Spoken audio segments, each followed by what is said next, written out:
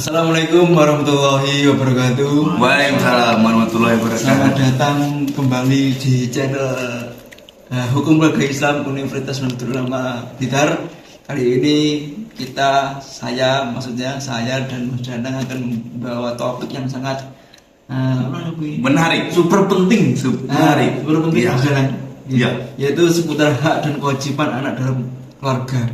Di samping itu saya sudah menghadirkan seorang narasumber yang sangat luar biasa, yaitu Bapak Hengki, seorang dosen psikologi dari Kaprodi, Mas. Kaprodi. Kan. Oh iya, Diperbaiki Kaprodi. Bapak Hengki, Kaprodi Psikologi di Universitas Nahdlatul Ulama Blitar. Selamat datang Pak Hengki. Siap. Bisa merokok dulu silakan kalau Siap. Ini dari pertanyaan yang dasar dahulu, yaitu sebenarnya apa sih Pak perspektif psikologi, pengertian tentang anak itu? Oke. Baik, saya mulai ya. Assalamualaikum warahmatullahi wabarakatuh. Waalaikumsalam warahmatullahi wabarakatuh. Terima kasih Mas Dana dan Mas Alif sudah memberikan waktu untuk berdiskusi pada malam hari ini ya. Ya. Menjelang dini hari, karena diskusi pada dini hari adalah diskusi yang enak untuk dibicarakan ya. Sepertiga malam. Sepertiga malam. Oke.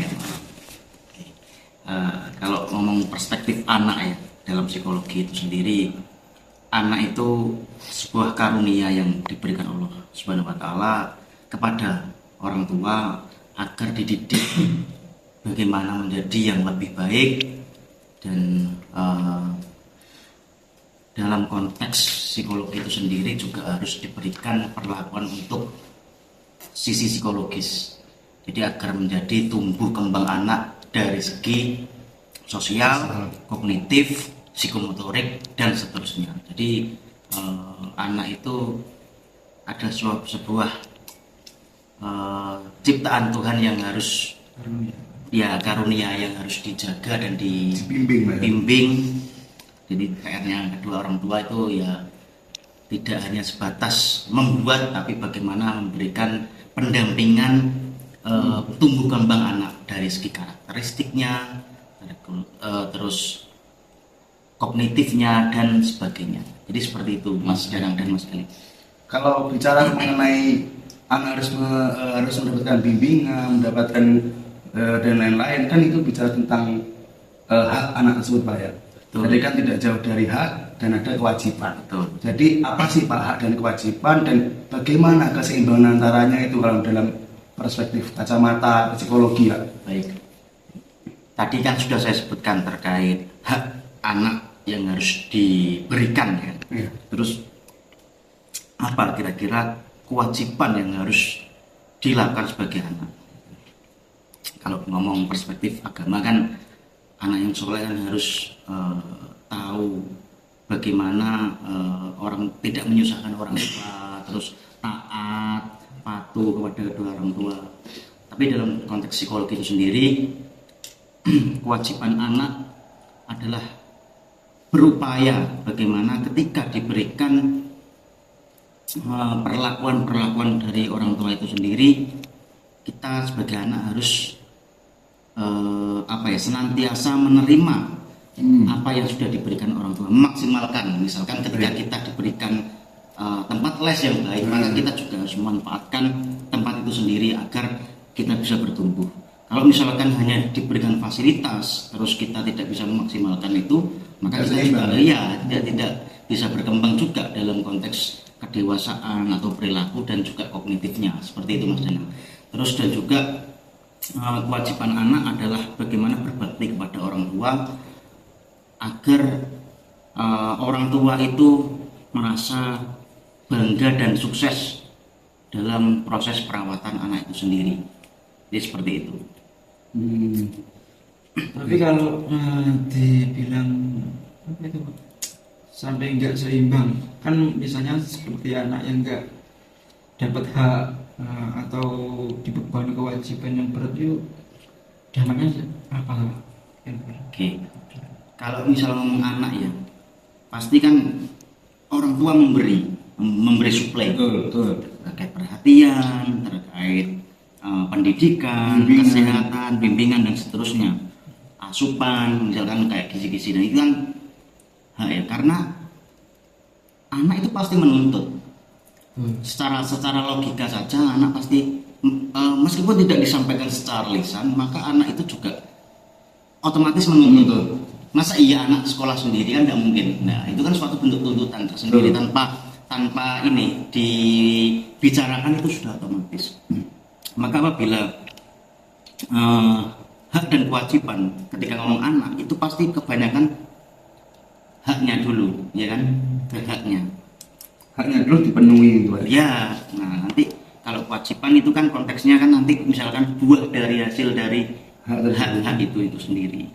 Kalau ini Pak, ini ada yang biasa fenomena di anak muda, gen alpha, istilah kebal lawang itu Pak. Kalau di sudut pandang psikologi, siapa yang disalahkan? Apakah anaknya yang memang bandel atau orang tuanya yang kurang memberikan hak kepada anak tersebut? Oke, ini kembali ke pola asuh ya kan. Kalau konteksnya ngebal lawang atau menendang pintu ketika meminta sesuatu ya, konteksnya gitu ya.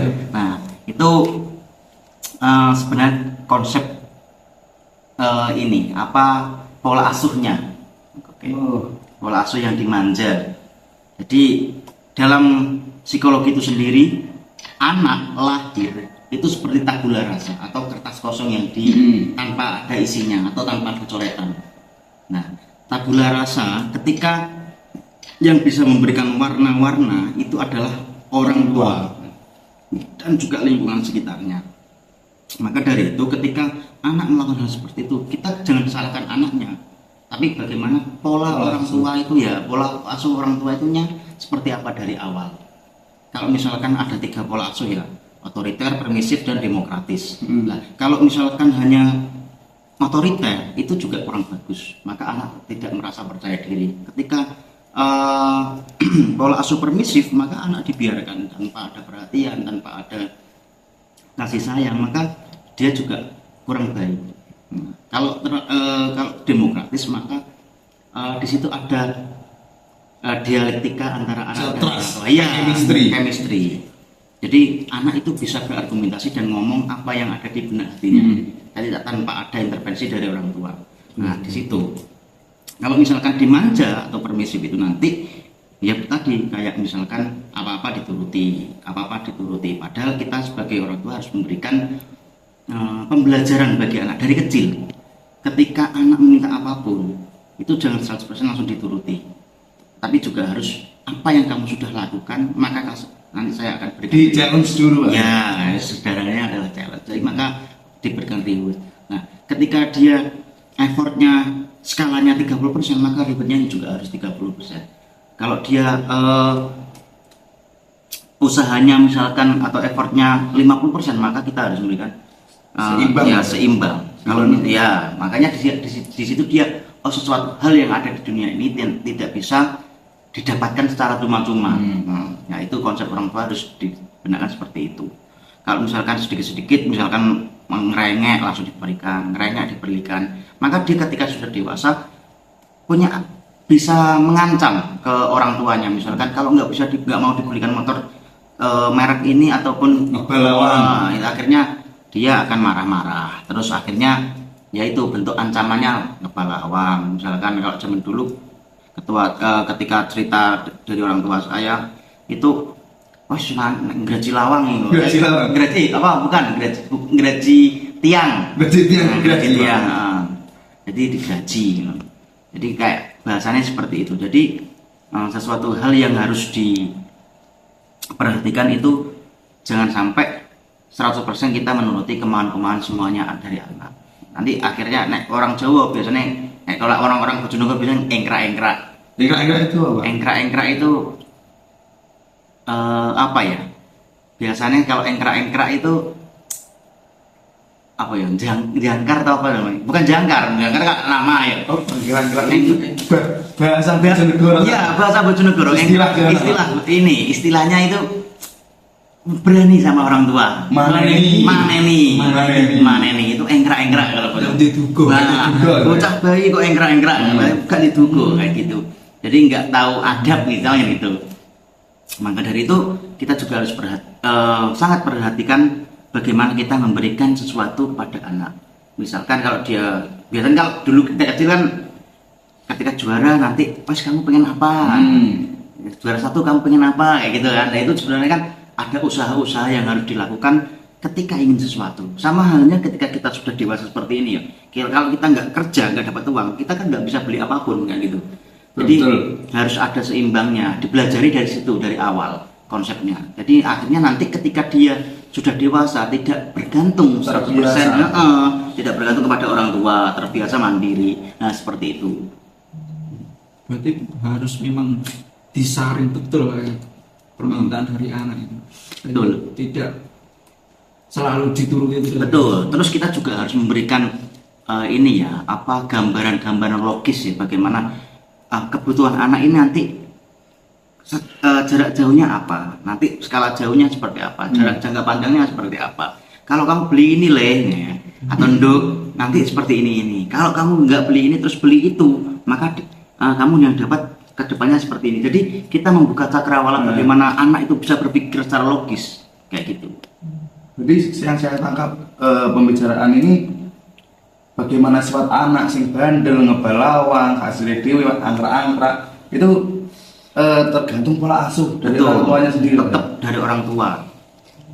Jadi kita nggak bisa menyalahkan 100% ke anak kalau misalkan nakal dan bandel atau sulit diatur. Itu ya bagaimana pola asuh ketika dia masih kecil sampai usia saat itu. Wong tadi di teori psikologi sendiri, anak lahir seperti tabula rasa atau kertas kosong yang tidak ada coretan apapun.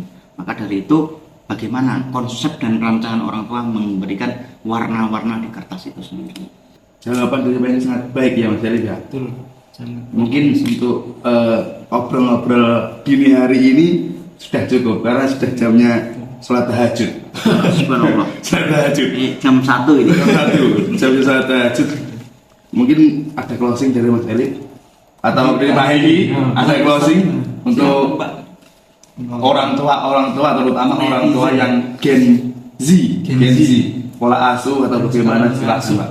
Baik, untuk closing hari ini. untuk closingnya bagi orang tua memberikan saran bahwasanya ketika memberikan pola asuh itu juga sangat harus hati-hati.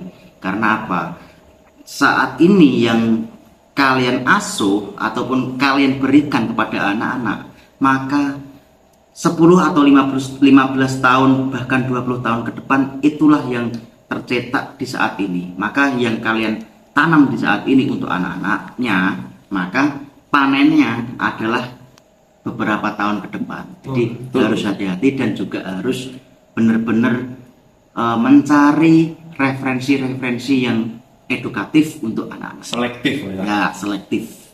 Seperti itu Mas Elif dan Mas Denang. Sangat baik closing dari Pak Hengki. Saya lagi ini video ini harus tonton dengan oleh orang dewasa ya. Soalnya ini 18 plus merokok. 21 plus dari ya. 21 plus. Jadi sekarang masih cukup sekian dari saya dan Mas Danang dan sangat luar biasa dari Pak Hengki. Saya terima kasih Pak Hengki. Siap-siap sama-sama Mungkin Mas. dari saya cukup sekian, disambung lain waktu mungkin Pak Hengki. Sekian dari saya. Wassalamualaikum warahmatullahi wabarakatuh. Waalaikumsalam warahmatullahi wabarakatuh.